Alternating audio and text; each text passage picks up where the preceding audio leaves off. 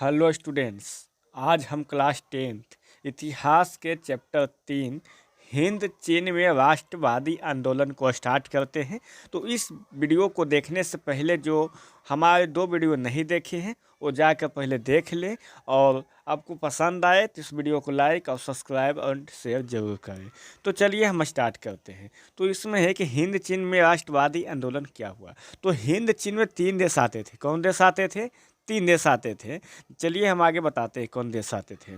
तो दक्षिण पूर्व एशिया में हिंद चीन देशों से अभिप्राय तत्कालीन समय में लगभग 3 लाख यानी कि 2,80,000 वर्ग किलोमीटर में उस प्रायद्वीप क्षेत्र से है जिसमें आज के वियतनाम, लाओस और कंबोडिया के क्षेत्र आते हैं। तो हिंद चीन में कौन से क्षेत्र आते हैं?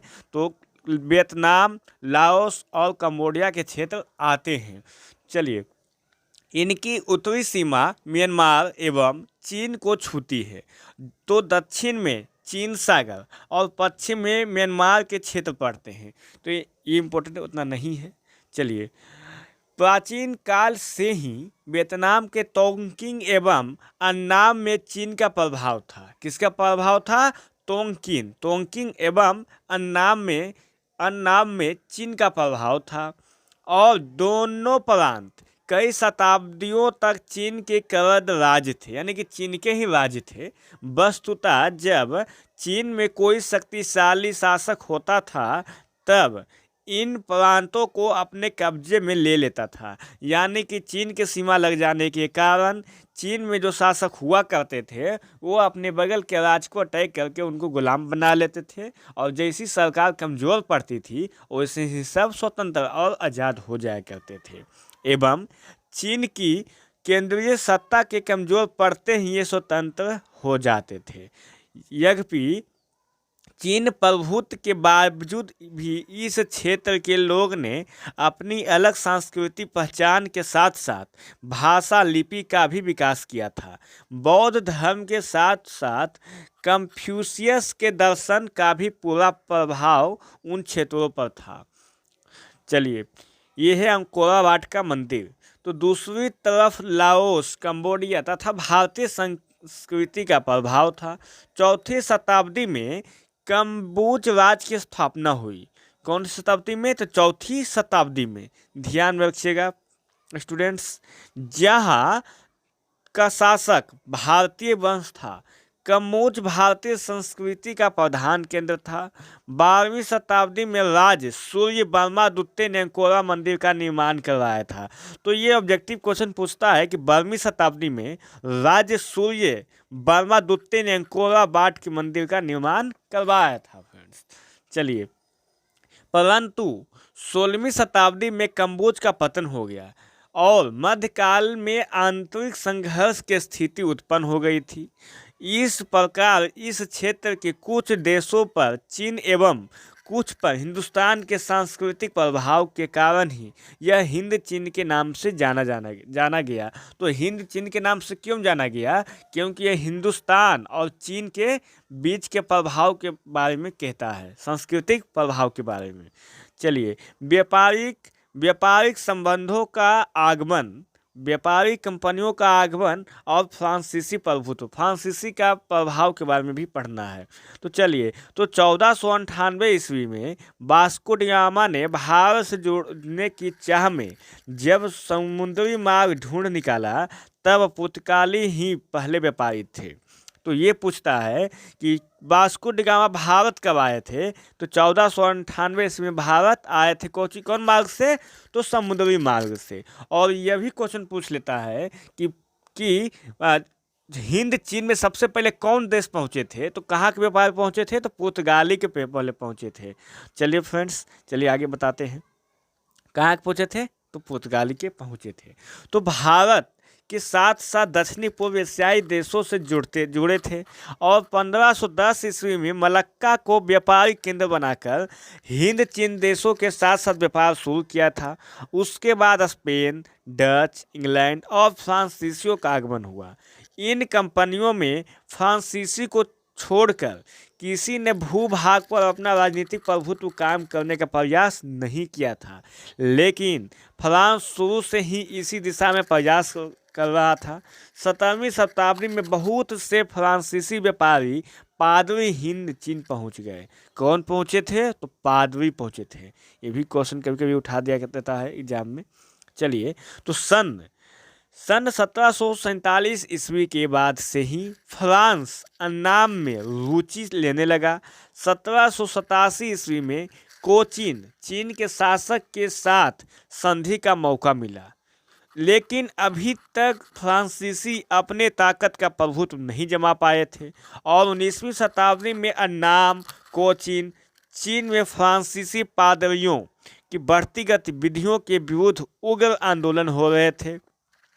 फिर भी 1862 ईस्वी में अन्नाम को सैन्य बल पर संधि के लिए बाध्य किया गया। उसके अगले वर्ष कंबोडिया भी संरक्षण में ले लिया गया और 1783 ईस्वी में तांकिन में फ्रांसीसी सेना का प्रवेश हुआ। इसी तरह 20वीं शताब्दी के आरंभ तक संपूर्ण हिंद चीन फ्रांस की अधीनता में आ गया। तो हिंद चीन और चीन दोनों को फ्रांस के कहे एक तरह से उनके अधीन में ही हो गया था। तो फ्रांस द्वारा उपनिवेश स्थापना का उद्देश्य, तो उनकी क्या उद्देश्य था? तो फ्रांस द्वारा चीन को अपना उपनिवेश बनाने का प्रारंभिक उद्देश्य डच एवं ब्रिटिश कंपनियों की व्यापारिक प्रतिस्पर्धा का सामना करना था। भारत में फ्रांसीसी कमजोर पड़ रहे थे। चीन में उनकी व्यापारिक प्रतिद्वंद्विता मुख्य रूप से इंग्लैंड से था, अतः सुरक्षात्मक आधार के रूप में उन्हें चीन क्षेत्र उचित लगा, जहां खड़े होकर वे दोनों तरफ भारत एवं चीन को कठिन परिस्थितियों में संभाल सकते थे और दूसरे औद्योगिकरण के लिए कच्चे माल की आपूर्ति उपनिवेशों से होती थी एवं उत्पादित वस्तुओं के लिए बाजार भी उपलब्ध होता था। तीसरे, पिछड़े समाजों को सभ्य बनाना विकसित यूरोपीय राज्यों का स्वघोषित दायित्व था। फ्रांसीसी ने प्रारंभिक शोषण व्यापारियों, नगरों एवं बंदरगाह से शुरू किया था। उसके बाद उन्होंने भीतरी ग्रामीण इलाकों में किसानों का शोषण करना शुरू किया। तोंकिन के जीवन का आधार लाल घाटी थी। कौन घाटी थी? तो लाल घाटी थी। इस सब को हम इंडिकेट करते हुए चलेंगे। चलिए, कंबोडिया का मेकॉन्ग नदी तक मैदानी क्षेत्र का एवं कोचिन चीन का मेकॉन्ग का डेल्टा क्षेत्र था। चीन से सटे हुए राज्यों में खनिज संसाधन कोयला, टीन, जस्ता, टंगस्टन, क्रोमियम आदि मिलते थे। पहाड़ी इलाकों में रबर की खेती होती थी और मैदानी क्षेत्र में धान की खेती होती थी। सर्वप्रथम फ्रांसीसियों ने शोषण के साथ साथ कृषि की उत्पादकता बढ़ाने के लिए नहरों का एवं जल निकासी का समुचित प्रबंध किया और दलदलीय भूमि, जंगल आदि में कृषि क्षेत्र को बढ़ावा देने लगा कि उसमें भी खेती की जाए। इन प्रयासों का ही फल था 1931 ईस्वी तक वियतनाम विश्व का तीसरा बड़ा चावल निर्यातक देश बन गया। क्या हुआ? बन गया। रबर बनाओ फॉर्मों खानों में मजदूरी से एक तरफा अनुबंध व्यवस्था पर काम लिया जाता था। जमींदारी अपने विकृत रूप में आ चुकी थी। हालांकि इसी दौरान पूरे उत्तर दक्षिण हिंद चीन तक संरचनात्मक विकास तीव्र गति पर रहा एवं एक विशाल रेल नेटवर्क एवं सड़क का जाल बिछ गया, परंतु किसानों एवं मजदूरों को जीवन स्तर गिरता जा रहा था क्योंकि सारी व्यवस्था ही शोषण मूलक थी। तो शोषण करने के लिए बनाया ही गया था। जहाँ तक शिक्षा का प्रश्न था, अब तक परंपरागत स्थानीय भाषा अथवा चीनी भाषा में शिक्षा पा रहे लोगों को अब फ्रांसीसी भाषा में शिक्षा दी जाने लगी, परंतु इस क्षेत्र में बसने वाले फ्रांसीसियों को शिक्षा के प्रसार के सकारात्मक प्रभावों का डर था, अतः आम लोगों को शिक्षा से दूर रखने का प्रयास किया गया। मने को चाहते नहीं थे कि हमारी भाषा सीखे ज़्यादा से ज़्यादा लोग। इसके लिए स्कूल के अंतिम साल की परीक्षा में प्रायः अधिकतर स्थानीय बच्चों को फेल कर दिया जाता था। स्थानीय जनता एवं कोलोन को सामाजिक स्थिति में आसमान जमीन का अंतर था और 1920 ईस्वी के दशक तक आते आते 1920 के दशक तक आते आते छात्र छात्राएं राजनीतिक पार्टियों बनाने लगे थे। हनोई विश्वविद्यालय को बंद कर दिया गया। फ्रांसीसी शोषण की पराकाष्ठा थी। तो हिंद चीन में बसने वाले फ्रांसीसी कोलोन कहे जाते थे। तो ये भी क्वेश्चन पूछ लेता है कि हिंद चीन में बसने वाले फ्रांसीसी को क्या कहे जाते थे, तो कोलोन कहे जाते थे। हमने इंडिकेट कर दिया है, आप याद कर लीजिएगा। तो हिंद चीन में राष्ट्रीयता का विकास कैसे हुआ, चलिए इसके बारे में भी पढ़ते हैं। तो हिंद चीन में फ्रांसीसी उपनिवेशवाद को समय समय विद्रोहों का सामना करना तो प्रारंभिक दिनों से ही झेलना पड़ रहा था, परंतु 20वीं शताब्दी के शुरू में यह और मुख्य होने लगा। अब छोटे छोटे मामले में भी लोग अपना असंतोष प्रकट करने लगे थे। उसी परिप्रेक्ष्य में 1903 ईस्वी में फान बोई चाउ ने दुई तान हुई नामक एवं क्रांतिकारी संगठन की स्थापना किया। तो किसको स्थापना किया था? फान बोई चाउ ने। इसको हम इंडिकेट कर देते हैं। फान बोई चाउ ने दुई तान हुई नामक क्रांतिकारी संगठन की स्थापना किए थे एवं नेता क्वांग दे थे। कौन थे? क्वांग दे। फान बोई चाउ ने द हिस्ट्री ऑफ, तो ये टोटली इम्पोर्टेंट है, हम सबको इंडिकेट कर देते हैं। फान बोई चाउ दुई तान हुई की स्थापना किए थे और क्वांग दे थे नेता, और फान बोई चाउ ने the history of the loss of Vietnam पुस्तक लिख दिए थे। क्या किए थे? पुस्तक लिख दिए थे। आप याद कर लीजिएगा, इससे ज़्यादा कुछ भी क्वेश्चन नहीं पूछने वाला है, जितना हम इंडिकेट करा देंगे। तो 1905 ईस्वी में जापान द्वारा रूस को हराया जाना हिंद चीनियों के लिए प्रेरणा स्रोत बन गया। साथ ही रूसो एवं मॉन्टेस्क्यू जैसे फ्रांसीसी विचारों के विचार भी उन्मूलित कर रहे थे। इसी समय एक दूसरे राष्ट्रवादी नेता फान चू त्विन हुए, जिन्होंने राष्ट्रवादी आंदोलन के राजतंत्रीय स्वरूप को गणतंत्रवादी बनाने का प्रयास किया गया। जापान में शिक्षा प्राप्त करने गए छात्र इसी तरह के विचारों के समर्थक थे। सन यात सेन के नेतृत्व में चीन में सत्ता परिवर्तन ने इन्हें और बढ़ावा दिया। इन्हीं छात्रों ने वियतनाम क्वाम फूक होई वियतनाम मुक्ति एसोसिएशन की स्थापना किया। तो भी हम इंडिकेट कर देते हैं। तो चलिए, हालांकि हिंद चीन में प्रारंभिक राष्ट्रवाद का विकास कोचीन, अन्नाम, तोंगकिंग जैसे शहरों तक ही सीमित था, परंतु जब प्रथम विश्व युद्ध शुरू हुआ तो इन्हीं प्रदेशों के हजारों लोग को सेना में भर्ती किया गया। हजारों मजदूरों को बेघर के लिए फ्रांस ले जाया गया। यहाँ के सैनिकों को युद्ध की प्रथम पंक्ति में रखा जाता था, अतः मारे जाने वाले में इनकी संख्या ज़्यादा होती थी। इन सब बातों को प्रतिक्रिया हिंद चीन लोगों पर हुई और 1914 ईस्वी में देशभक्तों ने एक वियतनामी राष्ट्रवादी दल नामक संगठन बनाया था, जिसका पहला अधिवेशन कैप्टन में हुआ। कहाँ हुआ था? तो कैप्टन में हुआ था, लेकिन संस्कृत फ्रांसीसी सरकार ने इसे कुचल डाला। क्या किया? कुचल डाला था। दूसरी तरफ जनता की हालत निरंतर दयनीय होती जा रही थी, मतलब बहुत ही ज़्यादा खराब होते जा रहे थे। तो हिंद चीन के कृषि उत्पाद, व्यापार एवं मत्स्य व्यापार पर नियंत्रण था, फिर भी ये मुख्य राजनीति से अलग रहते थे।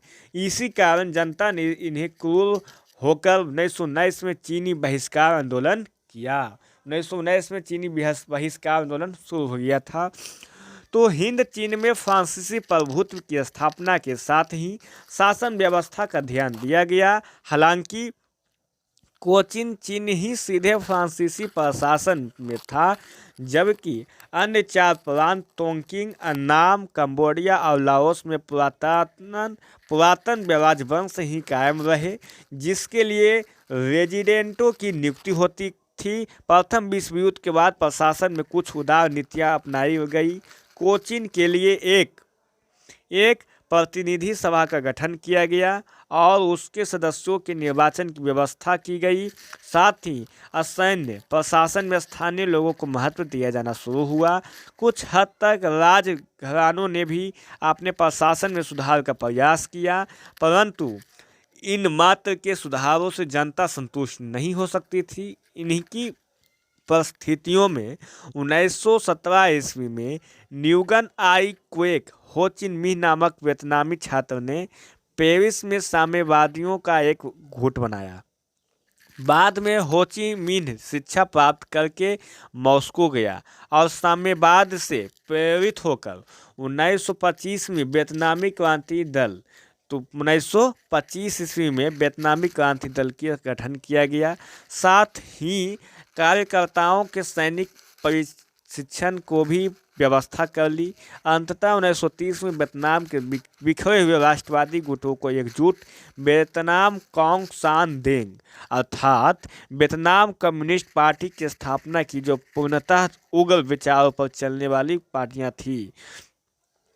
1930 के दशक में विश्वव्यापी मंदी ने भी राष्ट्रवाद के विकास में योगदान किया। चावल, रबर आदि के दाम गिर गए थे।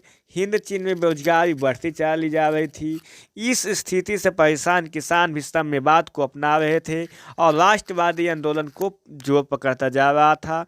दूसरी तरफ फ्रांसीसी सरकार का दमन चक्र काफ़ी तीव्र एवं क्रूर होता जा रहा था।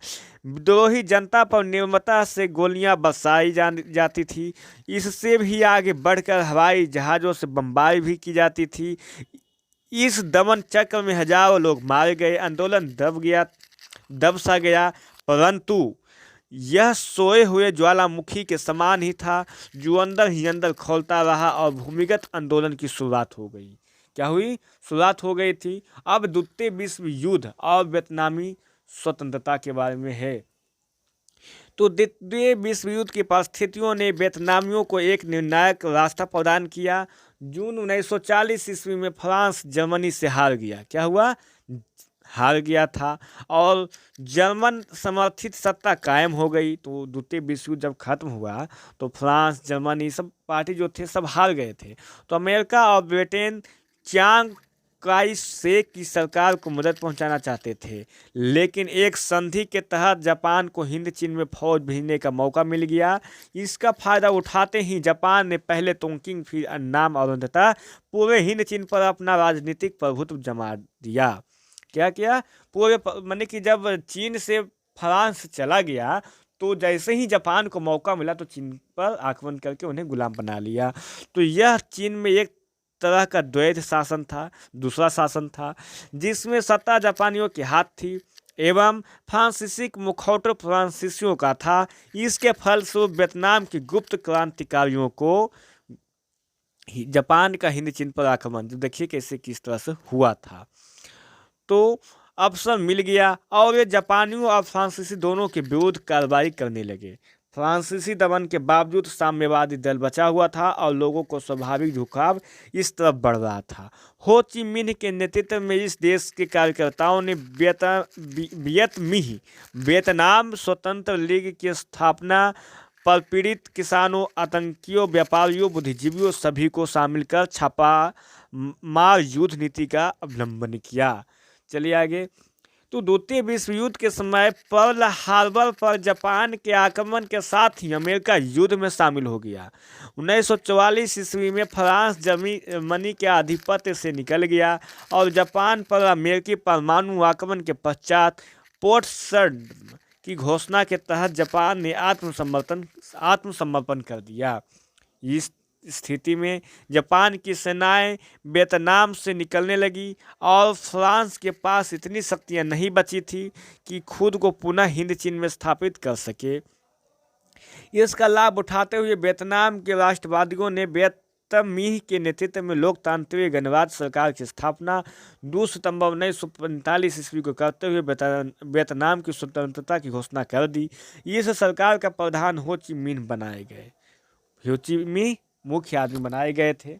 चलिए आगे। तो चूंकि हिंद चीन अनेक राज्यों में विभक्त था और जापानी सेनाएं हिंद चीन से निकल रही थी, कंबोडिया, लाओस, अन्नाम में पुनः प्राचीन राजवंशों को प्रतिष्ठा मिली।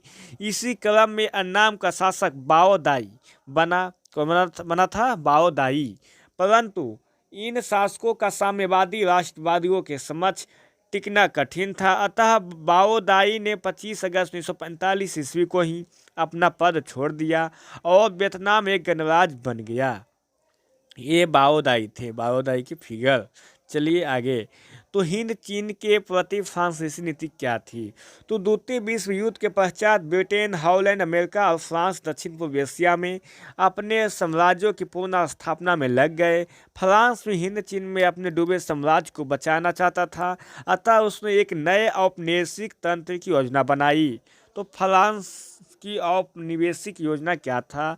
तो पहला, फ्रांस के विशाल साम्राज्य को एक यूनियन में बदल दिया जाएगा जिसमें सभी अधीनस्थ उपनिवेश रहेंगे। दूसरा, हिंद चीन इस फ्रांसीसी महासंघ का शासित अंग होता था। हिंद चीन के संरक्षित राज्यों एवं कोचीन को मिलाकर एक संघ बनाया जाएगा। हिंद चीन संघ की विदेश नीति एवं सैन्य पर फ्रांस का नियंत्रण। तो ये सब्जेक्टिव में काम आ सकता है। किसमें आएगा? तो ये सब्जेक्टिव में काम आ सकता है। हम इसे चारों इंडिकेट कर देते हैं। चलिए, तो फ्रांस की घोषणा की फ्रांस विशाल साम्राज्य को एक यूनियन बना दिया जाएगा जिसमें अधीनस्थ उपनिवेशिक शामिल रहेंगे। इस महासंघ का एक अंग हिंद चीन भी होगा। अधीनस्थ उपनिवेशों के सेना एवं विदेशी नीति का फ्रांस पर नियंत्रण रहेगा। यह राष्ट्रमंडल का विस्तृत रूप से जैसा था, परंतु जापानी सेनाओं के हटते ही फ्रांसीसी सेना जैसे ही सैगान पहुंची, वियतनामी छापेमारों ने भयंकर युद्ध किया और फ्रांसीसी सेना सैगान में ही फंसी रही। अंततः 6 मार्च 1986 ईस्वी को हनोई समझौता हुआ। कब हुआ था? 1986 ईस्वी को हुआ था हनोई समझौता। याद कर लीजिएगा, हम इंडिकेट कर दिए हैं और सब्सक्राइब भी कर लीजिए नहीं किए हैं तो। वियतनाम के बीच हुआ जिसके तहत फ्रांस ने वियतनाम के गणराज्य के रूप में स्वतंत्र इकाई माना। साथ ही माना गया कि यह गणराज्य हिंद चीन में संघ में रहेगा। हिंद चीन संघ फ्रांसीसी यूनियन में रहेगा। फ्रांसीसी सेना के तोंगकिंग में प्रवेश का अधिकार भी माना गया। फ्रांस की महत्वाकांक्षी नीति के कारण वियतनाम के साथ हिंद चीन संघ निर्णय पर समझौता नहीं हो पाया। फ्रांस चाहता था कि निर्मित संघ का अध्यक्ष उसके द्वारा नियुक्त हाई कमिश्नर हो और वियतनामी नेताओं की मांग थी कि संघ के सभी राज्य स्वतंत्र हो। तभी फ्रांस ने कोचीन चीन में एक पृथक सरकार स्थापित कर लिया जिससे हनोई समझौता टूट गया। फ्रांस को कुछ वियतनामी प्रतिक्रियावादी ताकतों का समर्थन मिल गया जिनके सहयोग से नवगठित सरकार चलने लगी। अब तक हो ची मिन्ह की ताकत इतनी नहीं हुई थी कि जिससे फ्रांसीसी सेना का प्रत्यक्ष मुकाबला कर सके, अतः पुनः गुरिल्ला युद्ध शुरू हो गया। गुरिल्ला कहते हैं जो छिप कर युद्ध करते हैं। चलिए, गुरिल्ला युद्ध का लाभ उठाते हुए फ्रांस ने पेरिस में बाओ दाई को बुलाकर वियतनाम का शासक बना दिया। चूँकि फ्रांस को उम्मीद थी कि कम्युनिस्ट विरोधी वियतनामी बाओ दाई का समर्थन करेंगे। अब तक पूरा विश्व दो खेमों में बढ़ चुका था। पूंजीवादी एवं साम्यवादी पूंजीवादी देशों यथा अमेरिका एवं ब्रिटेन का समर्थन भी फ्रांस को प्राप्त था। इससे हो ची मिन्ह को कुछ परेशानियों का उठानी पड़ी क्योंकि अभी तक वह पूर्ण साम्यवादी सरकार का गठन नहीं कर पाया था। उसके संयुक्त मोर्चों में गैर साम्यवादी राष्ट्रवादी ताकतें भी थी, परंतु 1949 ईस्वी में हो ची मिन्ह ने खुले तौर पर जनवादी चीनी गणराज्य को अपना आदर्श स्वीकार कर लिया और पूर्णतः साम्यवादी बन गया। 1950 ईस्वी में रूस एवं चीन वियतनाम गणराज्य को मान्यता दे दी। साथ ही अत्यधिक सैनिक एवं तकनीकी सहायता उपलब्ध कराना शुरू कर दिया गया था। सन 1950 ईस्वी में चीन की स्थिति बहुत ही जटिल हो गई क्योंकि उत्तरी वियतनाम में मिन्ह की सरकार थी और दक्षिण वियतनाम में फ्रांस असमर्थित बौद्धाई की सरकार थी। लाओस, कंबोडिया एवं पुराने राजतंत्र थे जो फ्रांसीसी नियंत्रण में थे। लाओस एवं कंबोडिया में स्वतंत्रता की मांग जोर पकड़ रही थी। गोरिल्ला सैनिकों लाओस कंबोडिया के रास्ते दक्षिण वियतनाम पर धावा बोलते थे, पुनः जंगलों में छिप जाते थे। इसी क्रम में दिएन बिएन फू पर गोरिल्ला सैनिकों ने भयंकर आक्रमण कर दिया। इस युद्ध में फ्रांस बुरी तरह हार गया। लगभग 16,000 फ्रांसीसी सैनिक को आत्मसमर्पण करना पड़ा एवं दीन बिएन फू पर साम्यवादों का अधिकार हो गया। अमेरिका का हस्तक्षेप था। चलिए, अमेरिका जो अब तक फ्रांस का समर्थन कर रहा अमेरिकी हस्तक्षेप को आगे बढ़ाते हैं। तो अमेरिका जो अब तक फ्रांस का समर्थन कर रहा था, उन्होंने चीन में हस्तक्षेप की नीति अपनाई। सभ्यवादियों के विरोध में उसने इसकी घोषणा भी कर दी कि चूंकि रूस एक पक्ष का पहले से समर्थन कर रहा था, अंततः लग रहा था कि तृतीय विश्व युद्ध शुरू हो जाएगा। इन्हीं परिस्थितियों में मई 1954 में जेनेवा में हिंद चीन समस्या पर वार्ता हुई, सम्मेलन बुलाया गया जिसे जेनेवा समझौता कहा जाता है। तो फ्रेंड्स, आप याद कर लीजिएगा कि जेनेवा समझौता किसे कहते हैं। तो हिंद चीन की समस्या को लेकर 1954 ईस्वी में वार्ता हेतु सम्मेलन बुलाया गया जिसे जेनेवा समझौता कहा जाता है, और जेनेवा में ही बुलाया गया था ताकि तृतीय विश्व युद्ध ना हो। तो जेनेवा समझौता ने पूरे वियतनाम के 2 हिस्सों में बांट दिया। तो देखिए कि हुआ एक बौद्धिक धार्मिक क्रांतिकारी आंदोलन था जो 1968 ईस्वी में शुरू हुआ था। क्या नाम हुआ था? तो 1968 ईस्वी में हुआ था। 1969 ईस्वी में शुरू हुआ था, जिसके नेता हुई फू सो थे और क्रांतिकारी उग्रवादी घटनाओं को भी अंजाम देते हैं, जिसमें आत्महत्या तक शामिल होता है, आत्मदाह तक भी शामिल होता है। तो चलिए, इनमें से कुछ इंपॉर्टेंट है। तो 1969 ईस्वी में शुरू हुआ था। कौन? तो हुआ आंदोलन, क्रांतिकारी आंदोलन, हुआ क्रांतिकारी 1969 ईस्वी हम लिख देते हैं ताकि आप लोगों को प्रॉब्लम ना हो। शॉर्ट में लिख देता हूँ 1969 ईस्वी। चलिए, दिया हनोई नदी से सटे उत्तर का क्षेत्र उत्तरी वियतनाम साम्यवादियों और उससे दक्षिण में दक्षिणी अमेरिकी समर्थित सरकार को दे दिया गया। यहाँ एक धार्मिक वर्ग का आंदोलन था, यह था हुआ आंदोलन। तो हुआ आंदोलन क्या था? तो ये क्वेश्चन ही पूछ लेता है सब्जेक्टिव लिखने के लिए कि हनोई नदी से सटे हुए उत्तर क्षेत्र में वियतनाम साम्यवादियों और उससे दक्षिण में वियतनाम अमेरिका समर्थित सरकार को दे दिया गया। यहाँ एक धार्मिक भी आंदोलित थी, यह था हुआ आंदोलन। काफ़ी आक्रामक हो गया था। न्यू दिन दियम ने बड़ी क्रूरता से इन आंदोलन पर दबाना शुरू किया। लाओस एवं कंबोडिया में जेनेवा समझौता के फलस्वरूप शासन व्यवस्था बदल गई। वहाँ वैध राजतंत्र के रूप को स्वीकार किया गया और संसदीय शासन प्रणाली अपनाया गया। यद्यपि तटस्थ देश माना गया था, परंतु साम्यवादी प्रभाव इन देशों में बढ़ता जा रहा था। दूसरी तरफ अमेरिका ने इन क्षेत्रों को साम्यवादी प्रभाव में जाने से रोकने का कोई संकल्प था। लाओस में गृहयुद्ध, तो लाओस में क्या हुआ था? गृहयुद्ध हो गया था। अब इसके बारे में चलते हैं। तो लाओस की राजनीतिक सीमा पूर्व में उत्तरी वियतनाम कुछ सीमा को छूती थी। 1954 ईस्वी में ही स्पष्ट हो गया था कि उत्तरी लाओस के 2 प्रांत फुंगसाली एवं हाओ फ्रांस में साम्यवादियों का प्रभुत्व था और ये अपने विस्तार के लिए उद्धत थे। जब लाओस में राजतंत्र को हटाकर संसदीय प्रणाली अपनाई गई तो वहाँ राजनैतिक अस्थिरता का दौर शुरू हुआ। लाओस एवं कंबोडिया की पूर्ण स्वतंत्रता को मान लिया गया। यह भी व्यवस्था की गई कि 1956 ईस्वी के मध्य के पहले संपूर्ण वियतनाम का चुनाव द्वारा एकीकरण का एक सरकार का गठन किया जाए। यदि जनता ऐसा चाहे तो जेनेवा समझौता के क्रियान्वयन के देखभाल के लिए एक त्रिसदस्यीय अंतर्राष्ट्रीय निगरानी आयोग का गठन किया गया, जिसके सदस्य भारत, कनाडा एवं पोलैंड थे। तो देखिए फ्रेंड्स, ये स्टूडेंट्स ज़्यादातर क्वेश्चन नहीं पूछते हैं, अगर पूछ दे तो इसलिए हम इंडिकेट कर देते हैं। हमारे यहाँ वीडियो देखने से यही आपको फ़ायदा होगा कि हम हर एक क्वेश्चन को इंडिकेट करते हुए चलते हैं। तो हिंद चीन में उथल पुथल, तो हिंद चीन के उथल पुथल राजनीति के बारे में पढ़ना है। तो चलिए, जिनेवा समझौता ने तात्कालिक रूप से कुछ शांति अवश्य दी, परंतु तुरंत हिंद चीन में उथल पुथल आरंभ हो गई, क्योंकि उत्तरी वियतनाम में हो ची मिन्ह की सरकार सुदृढ़ हो गई और पूरे वियतनाम के एकीकरण पर विचार करने लगी। परंतु दक्षिणी वियतनाम की स्थिति इसके विपरीत थी। अमेरिका समर्थित माओवादी सरकार का संचालन न्यू दिन डियम के हाथों में था।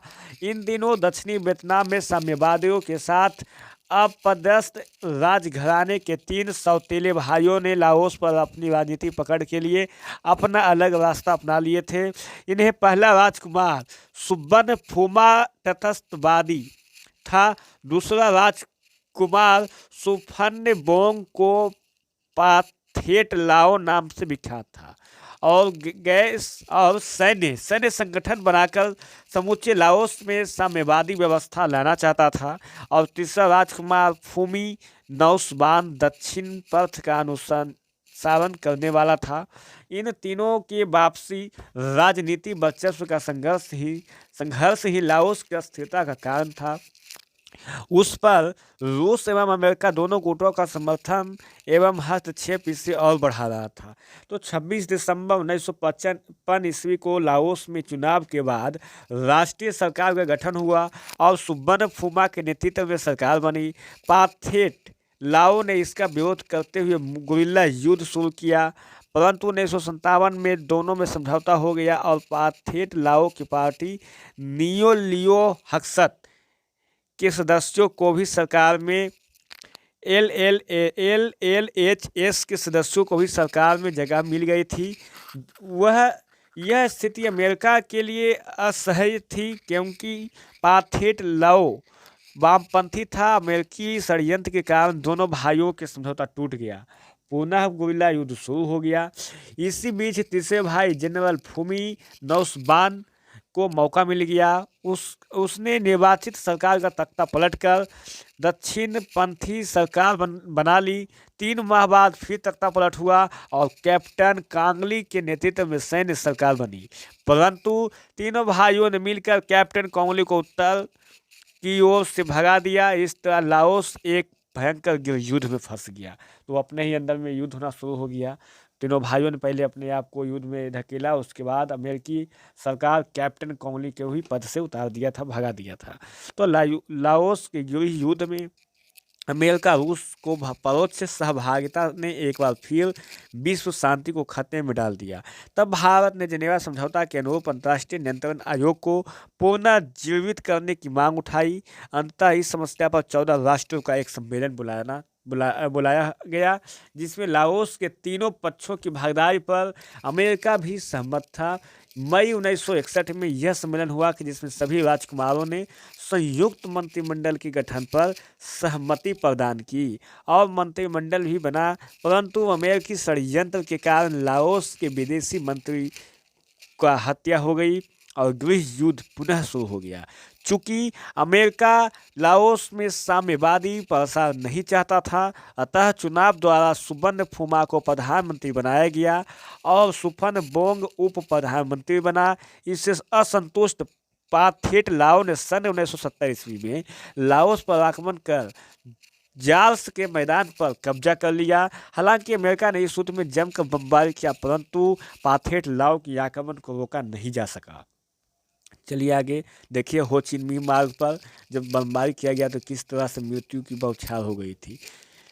फिर भी माना जाता है कि वियतनाम नहीं हारा था। रूस ने लाओस पर आक्रमण और उसकी बिगड़ती स्थितियों की जिम्मेदारी अमेरिका पर सौंपा। अमेरिका के खुलकर युद्ध में आ जाने से यह जटिल स्थिति उत्पन्न हुई थी कि 1971 में हजारों दक्षिणी वियतनामी सैनिकों ने लाओस में प्रवेश किया और उनके साथ अमेरिकी सैनिक युद्धक विमान एवं बमवर्षक हेलीकॉप्टर भी थे।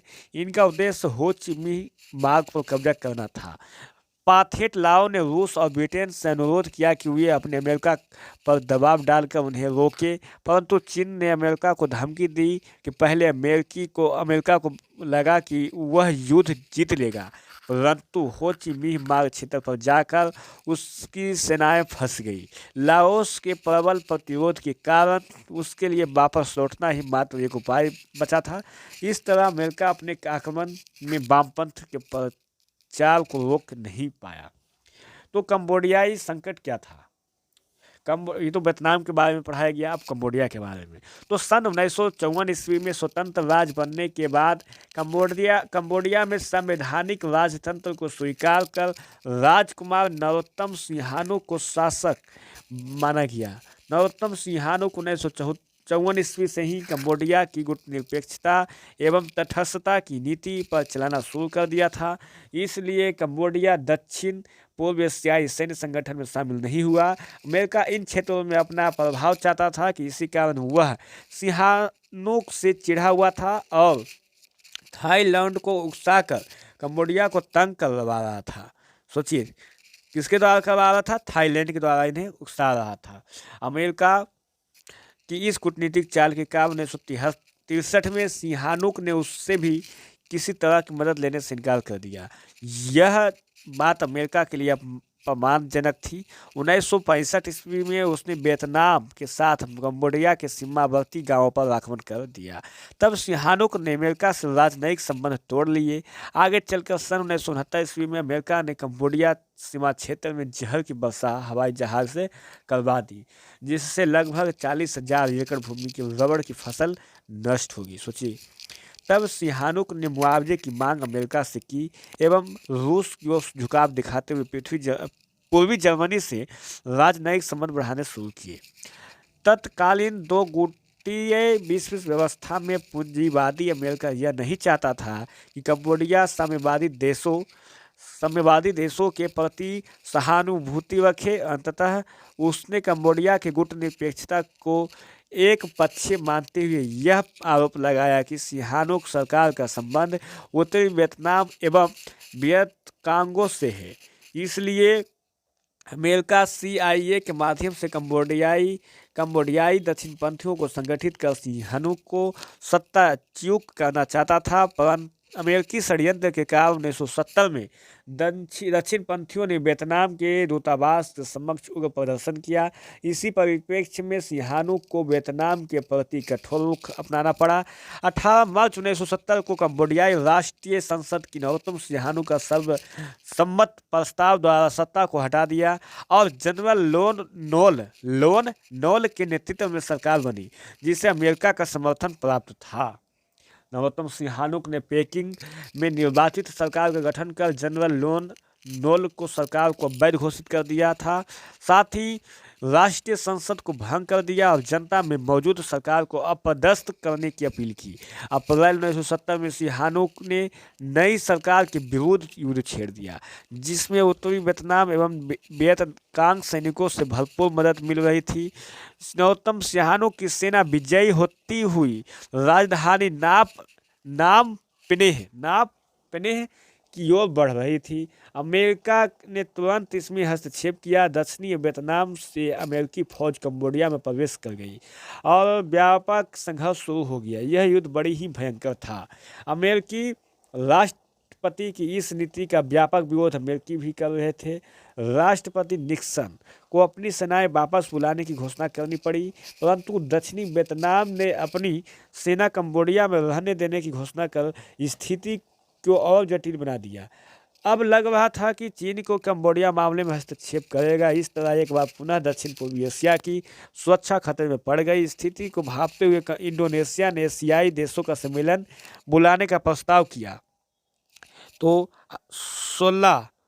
16 मई 1990 ईस्वी को 16 मई 1890 ईस्वी नहीं, सॉरी, इसको हम आपको बताने का प्रयास करेंगे। 16 मई 1970 ईस्वी को जकार्ता में 16 मई 1970 को जकार्ता में एक सम्मेलन बुलाया गया। यह सम्मेलन सफल रहा, परंतु कंबोडिया की स्थिति में कोई परिवर्तन नहीं आया। तो कंबोडियाई मारो अमेरिकी सेना के बीच युद्ध, बमबारी, नृशंस हत्याओं के इस दौर में ही 9 अक्टूबर 1970 को कंबोडिया को गणराज्य घोषित किया गया, परंतु सिहानुक एवं लोन नोल की सेनाओं में संघर्ष चलता रहा। 5 वर्ष पश्चात सिहानुक ने निर्णायक युद्ध का ऐलान किया और उनकी लाल खुमेरी सेना विजयी करती आगे बढ़ती गई। अंततः लाल लोल नोल को भागना पड़ा। तो देखिए, इससे भी कभी ऑब्जेक्टिव क्वेश्चन पूछा नहीं गया है। हालांकि अगर पूछ दे कि सिहानुक ने निर्णायक युद्ध का ऐलान किया तो उनकी सेना का नाम क्या था, तो लाल खुमेरी सेना नाम था। चलिए स्टूडेंट्स, लाइक करते जाइएगा। अप्रैल 1975 में कंबोडियाई गृह युद्ध समाप्त हो गया। नरोत्तम सिहानुक पुनः राष्ट्राध्यक्ष बने, परंतु 1978 में उन्होंने राजनीतिक से संन्यास ले लिया। अब कंबोडिया का नाम बदलकर कंपुचिया कर दिया गया। कंबोडिया को कंपुचिया। नरोत्तम सिहानुक के बाद खियू साफान एवं पोल पोट जैसी अतिवादी संगठनों का उदय हुआ, जिन्होंने अपने मार्क्सवादी विचारधारा के अनुरूप शासन शुरू किया। यह दौर पूरी तरह आतंक का दौर था, परंतु 1979 ईस्वी में हेंग सामरिन ने एक संयुक्त मोर्चे का गठन किया, खियू सफान एवं पोल पोट को पराजित कर दिया। इस स्थिति में रूस चीन आमने सामने आ गए और चीन ने वियतनाम पर आक्रमण कर दिया, दक्षिण पूर्वी में अपनी शक्ति का परिचय दिया। हालांकि अमेरिकी नीति कंपुचिया मामले में सफल नहीं रही और वह साम्यवाद को फैलाने से नहीं रोक पाया, परंतु दो साम्यवादी देशों रूस एवं चीन को आमने सामने लाने में उनकी नीति अवश्य सफल हो गई। वियतनामी गृह युद्ध और अमेरिका। वियतनामी गृह युद्ध और अमेरिका। तो जेनेवा समझौता से 2 वियतनामी राज्यों का जन्म तो अवश्य हो गया था, परंतु अस्थायी शांति की उम्मीद नहीं के बराबर ही थी, क्योंकि उत्तरी वियतनाम में जहां साम्यवादी सरकार थी, वहां दक्षिण वियतनाम में पूंजीवादी समर्पित सरकार थी। जेनेवा समझौता में यह कहा गया था कि अगर जनता चाहे तो मध्य 1956 का चुनाव कराकर पूरे वियतनाम का एकीकरण किया जाएगा। पूरा वियतनाम का क्या किया जाएगा? एकीकरण किया जाएगा। उसी समय से वियतनामी जनता उसके एकीकरण के पक्ष में आवाज़ उठाती रही थी, जिससे उत्तरी वियतनाम का पूर्ण समर्थन था, जबकि दक्षिण वियतनाम की जनता शांतिपूर्ण प्रयासों से चूक गई। तो 1960 में वियतकांग राष्ट्रीय मुक्ति सेना का गठन हुआ। 1960 ईस्वी में, देखिए लाइक करते जाइएगा, मैंने आपके लिए कर दिया है। सरकार के विरुद्ध हिंसात्मक संघर्ष शुरू कर दी। 1961 ईस्वी तक स्थिति इतनी बिगड़ गई कि दक्षिणी वियतनाम में आपातकाल की घोषणा कर दी गई। वहाँ गृह युद्ध शुरू हो गया। अमेरिका, जो दक्षिणी वियतनाम में साम्यवाद के प्रभाव को रोकना चाहता था, 1961 सितंबर महीना में शांति को खतरा नाम से श्वेत पत्र जारी कर उत्तरी वियतनाम की हो ची मिन्ह सरकार को इस गृह युद्ध के लिए जिम्मेदार ठहराया और 1962 की शुरुआत में अपने 4000 सैनिकों को दक्षिणी वियतनाम की मदद के लिए सौगौन भेज दिया। कहाँ भेज दिया था? तो सौगौन। तो वास्तविकता यह था कि न्यू दियम की तानाशाही अत्याचारों से जनता तंग आ चुकी थी। बौद्ध जनता धार्मिक असहिष्णुता के कारण आत्मदाह कर रही थी। इसी को लेकर 1963 में सेना ने विरोध कर न्यू दियम को मार दिया और सैनिक सरकार की स्थापना हुई।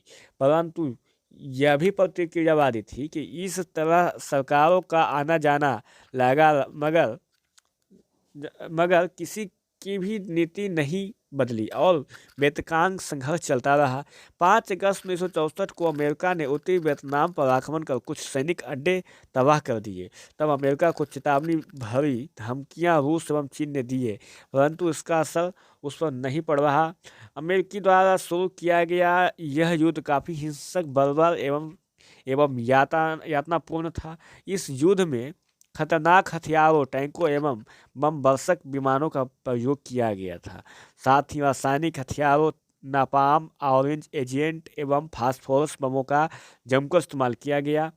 चलिए, रासायनिक हथियार क्या है तो इसके बारे में आप पढ़ा देते हैं कि नापाम यह एक तरह का ऑर्गेनिक कंपाउंड है जो अग्नि वर्षों में गैसोलीन के साथ मिलकर एक ऐसा मिश्रण तैयार करता था जो त्वचा के चिपक जाता था और जलता रहता था। इसका व्यापक पैमाने पर वियतनाम में प्रयोग किया गया था। तो रासायनिक हथियार क्या था इसके बारे में मैंने बता दिया। यह गृह युद्ध उत्तरी वियतनाम के साथ साथ वियतकांग एवं वियतकांग समर्थन दक्षिणी वियतनामी जनता सभी से लड़ा गया था। निर्दोष ग्रामीणों की हत्या कर दी जाती थी।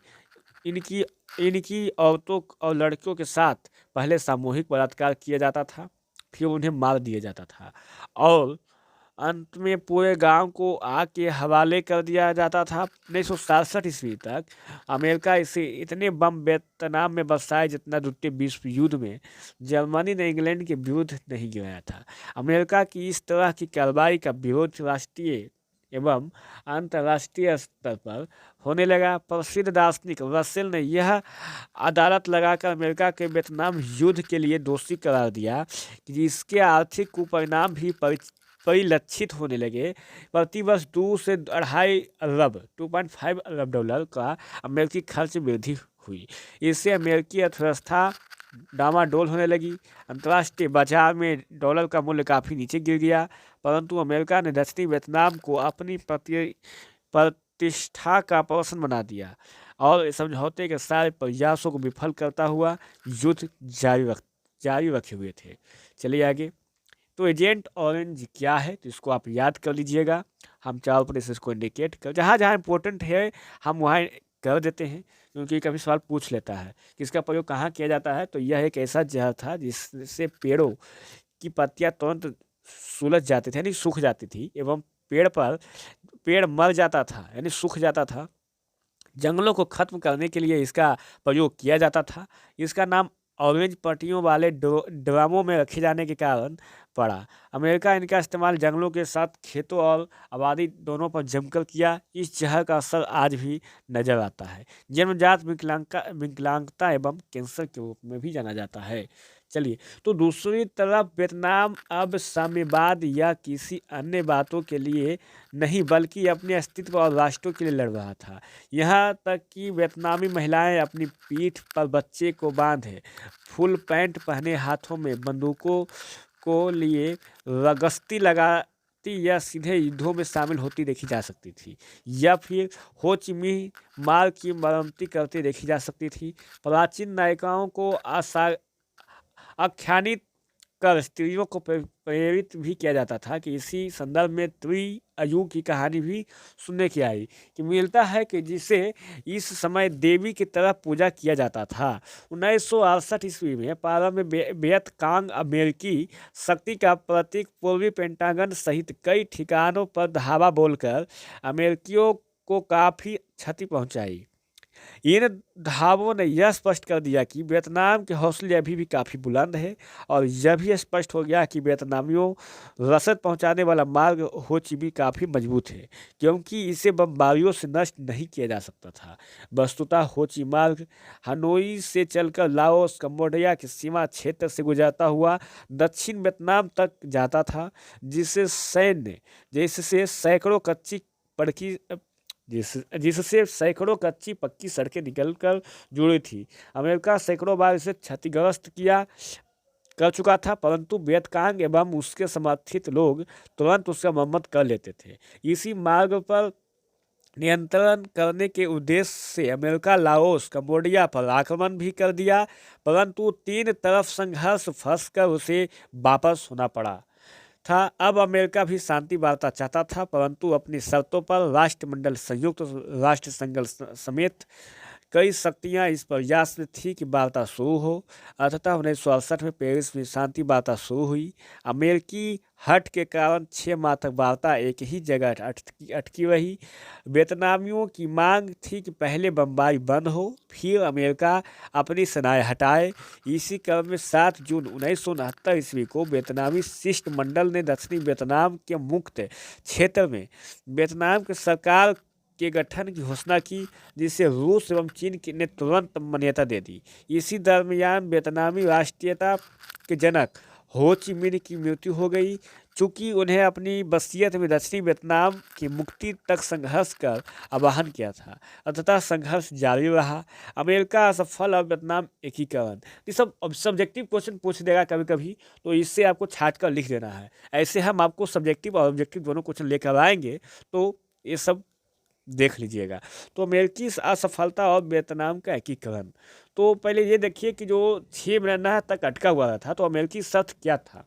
अमेरिका का शर्त तो पहला था कि दक्षिण वियतनाम की स्वतंत्रता, दूसरा अमेरिकी सेनाएं उस क्षेत्र में ही रहेगी, और 3 जब तक वियतकांग संघर्ष करेगा दक्षिण वियतनाम में आतंक मचाएगा, बमबारी जारी रहेगा।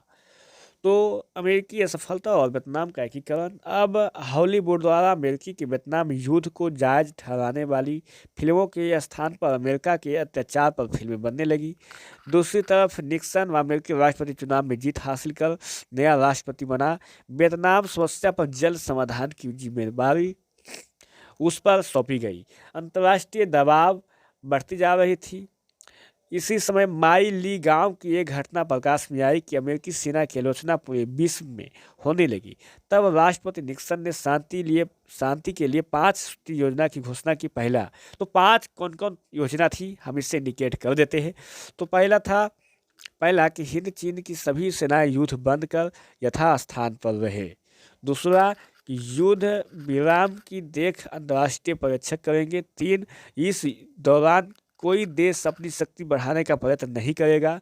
और चौथा, युद्ध विराम के दौरान सभी तरह की लड़ाइयाँ बंद रहेगी। 5वां, युद्ध विराम का अंतिम लक्ष्य समूचे हिंद चीन में संघर्ष का अंत होना चाहिए। यही था। चलिए माइली गांव के बारे में समझ लेते हैं। तो माइली गांव दक्षिणी वियतनाम में एक ऐसा गांव था जहां के लोगों को वियतकांग समर्थक मान अमेरिकी सेना ने पूरे गांव को घेर कर पुरुषों को मार डाला और तो बच्चियों को बंधक बनाकर कई दिनों तक सामूहिक बलात्कार किया। फिर उन्हें भी मारकर पूरे गांव में आग लगा दिया। लाशों के बीच दबा एक बूढ़ा जिंदा बच गया था जिसने इस घटना को उजागर किया था। बताइए माइली गांव क्या था और किस लिए फेमस है? तो इसका यही कारण है। चलिए इसको भी इंडिकेट कर देते हैं। तो ये पूछेगा कि माइली गांव के बारे में लिखे, तो यही सी को लिखना है। चलिए आगे। परंतु इस शांति प्रस्ताव को अस्वीकार कर दिया। अमेरिकी सेनाएं पुनः बमबारी शुरू कर दी, लेकिन अमेरिका अब जान चुका था कि उससे अपनी सेनाएं वापस बुलाना ही पड़ेगी। तो निक्सन ने पुनः 8 सूत्री योजना रखी। वियतनामियों ने इसे खारिज कर दिया। अब अमेरिका चीन को अपने पक्ष में करने में लग गया था। 24 अक्टूबर 1972 को वियतकांग, उत्तरी वियतनाम, अमेरिका एवं दक्षिणी वियतनाम में समझौता तय हो गया। परंतु दक्षिणी वियतनाम ने आपत्ति जताई कि पुनः वार्ता के लिए आग्रह किया। वियतनाम ने इसे स्वीकार कर दिया। इस बार इतने बम गिराए गए कि जिनकी कुल विध्वंसक शक्ति हिरोशिमा में प्रयुक्त परमाणु बम से भी ज़्यादा की गई। हनोई भी इस बमबारी से ध्वस्त हो गया, लेकिन वियतनामी डटे रहे। अंततः 27 फरवरी 1973 को पेरिस में वियतनाम युद्ध की समाप्ति के समझौते पर हस्ताक्षर हो गया। समझौते की मुख्य बात यह थी कि युद्ध समाप्ति के 60 दिनों के अंदर अमेरिकी सेना वापस हो जाएगी। उत्तर और दक्षिणी वियतनाम परस्पर सलाह कर एकीकरण का मार्ग खोजेंगे और अमेरिका वियतनाम को असीमित आर्थिक सहायता देगा। इस तरह से अमेरिका के साथ चला आ रहा युद्ध समाप्त हो गया। 1 अप्रैल 1975 में उत्तरी अमेरिकी दक्षिणी वियतनाम का एकीकरण पूरा हो गया। तो यही पूछेगा कि एकीकरण कैसे हुआ और ये कब पूरा हुआ।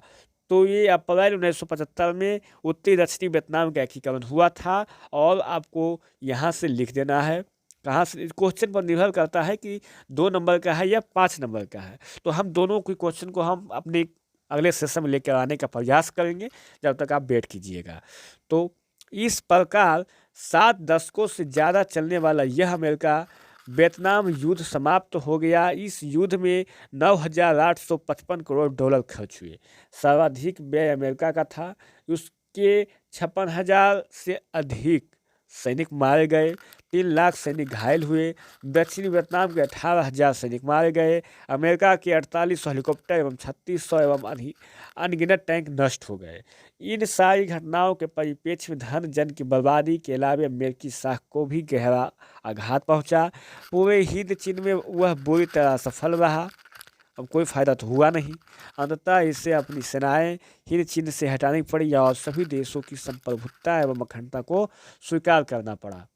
तो चलिए, इस सेशन को अब ख़त्म हो गया है और इसके हम ऑब्जेक्टिव क्वेश्चन को लेकर आने का प्रयास करते हैं। चलिए फ्रेंड्स, हम इस सेशन को समाप्त करते हैं और इस वीडियो को अगर आपको थोड़ा सा भी अच्छा लगा हो और ज़्यादा समझ में आया होगा तो आप लाइक, सब्सक्राइब एंड शेयर कर दीजिएगा। धन्यवाद।